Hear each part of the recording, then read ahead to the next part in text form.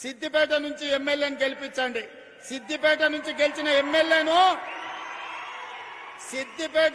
గెలిపించిన ఎమ్మెల్యేను మా పెద్దలు దామోదర్ రాజనరసింహ గారు, మా వివేక్ వెంకటస్వామి గారు మంత్రిని చేయించే బాధ్యత వాళ్ళిద్దరు తీసుకుంటారు. 2029 ఎన్నికలలో సిద్దిపేటలో గెలిచే ఎమ్మెల్యేను వాళ్ళిద్దరు మంత్రిని చేసే బాధ్యత తీసుకుంటారు. ఈ వేదిక మీద నుంచి నేను మీకు మాట ఇస్తున్నా. ఈ ప్రాంతంలో 1984 నుంచి 2029 వరకు ఒకే కుటుంబం ప్రజలలో ఉన్నారు. ఇతరులకు ఒక అవకాశం ఇవ్వండి అని నేను అడుగుతున్నా. చూడండి, మార్పు చేసి చూడండి, మంచి జరుగుద్దో లేదో చూడండి. అందుకే ఈ ప్రాంత ప్రజలు చైతన్యవంతులు. ఈ ప్రాంత ప్రజలు విచక్షణతో ఆలోచన చేయండి. ఈ ప్రాంతాన్ని అభివృద్ధి చేసే బాధ్యత మా ప్రభుత్వం తీసుకుంటది.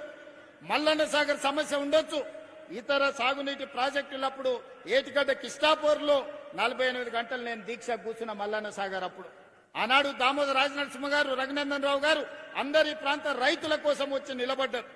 ఇళ్ల కరెంటు తీసి ఊర్లకు నీళ్లు వదిలి రాత్రిపూట కొడితే ఆన్నే చితిబేర్చుకొని చనిపోయిన రైతులు ఈ ప్రాంతంలో ఉన్నారు. మేమెన్నడూ అట్లా చేయలేదే.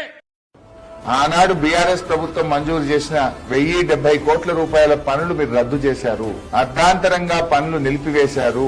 తిరిగి వాటిని పునరుద్ధరించాలని నేను డిమాండ్ చేస్తా ఉన్నా. ప్రభుత్వ వెటర్నరీ కాలేజ్ ఆగిపోయింది. రంగనాయక సాగర్ టూరిజం ప్రాజెక్టు ఆగిపోయింది. కోమచ్చెరు శిల్పారామం అర్ధాంతరంగా ఆగిపోయి ఆ పనులు మిమ్మల్ని వెక్కిరిస్తా ఉన్నాయి. సిద్దిపేట నియోజకవర్గ ఔటర్ రింగ్ రోడ్ పనులు ఆగిపోయినాయి. తోర్నాలలో బీఎస్సీ అగ్రికల్చర్ కాలేజ్ బిల్డింగ్ పనులు ఆగిపోయినాయి. మిట్టపల్లిలో ఎస్సీ గురుకుల రెసిడెన్షియల్ కాలేజ్ పనులు ఆగిపోయినాయి. మా స్పోర్ట్స్ స్టేడియం పనులు ఆగిపోయినాయి. 2 టౌన్ పోలీస్ స్టేషన్ భవనం, 3 టౌన్ పోలీస్ స్టేషన్ భవనం, సిద్దిపేట ఇల్లంతకుంట 4 లైన్ రోడ్, సిద్దిపేట కిష్టాపూర్ రహదారి, అదేవిధంగా మల్టీపర్పస్ ఆడిటోరియం, ఇక్కడే బ్లాక్ ఆఫీస్ చౌరస్తాలో integrated veg non veg market. ఈ పనులన్నీ మీరు రద్దు చేసినారు.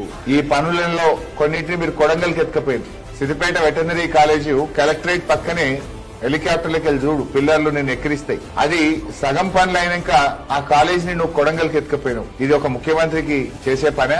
ఏ మొహం పెట్టుకుని సిద్దిపేట వస్తున్నావు? ఇవన్నీ నేను చేసిన గొప్ప ఘనకార్యాలను చెప్పడానికి వస్తున్నావా? నేను అడుగుతున్నది ఏంటంటే రద్దు చేసిన 1070 కోట్ల రూపాయల పనులను తిరిగి పునరుద్ధరించండి. ఆ పనులు కొనసాగింపజేయాలని మా నియోజకవర్గ ప్రజల పక్షాన్ని డిమాండ్ చేస్తున్నాం.